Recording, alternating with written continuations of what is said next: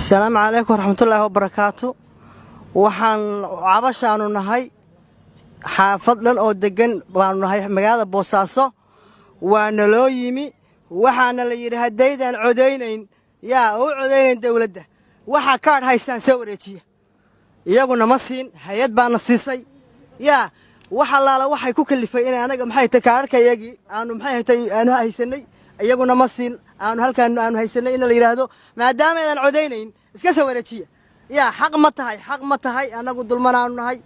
وحوي أنت سكون أوقفان نهي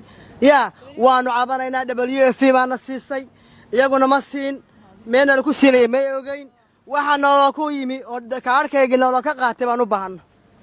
كل جين والسلام يا وحنا هيدا إسلام ودجن مقالة دجمة بوساس اللي رهب وحد عادي إن كاركينا لا قاتي أول UN بانسيسي شقاكم لها دولة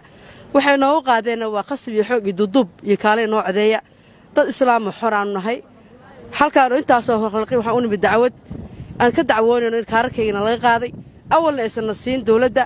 haddana waxaan nahay dacwad kaarma haysano xor baan nahay dad islaam baan nahay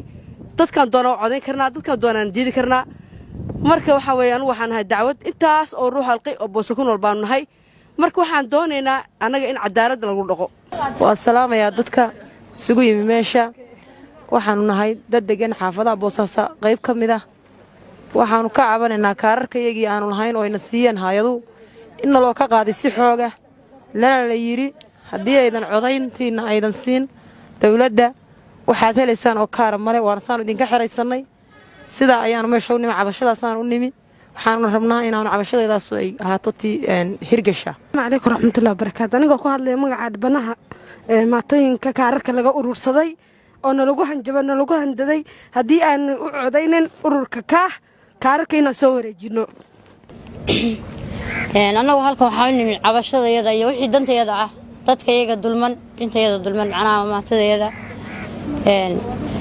kaararkayagiina waa nala ka qaaday oo maadaama ayna la yiri haddaydin noo codaynin wax kaadha idinma hayno saa darteed baanu ka cabanaynaa xorriyaanu nahay annagu dad madax bannaan baan masaan doonaan yeeli karnaa maadaama na liyi sidii xorriye la'aanta annaga kaadharkiinnii haddaydin noo codaynin wax kaadha idinma siinayno waana nala ka qaaday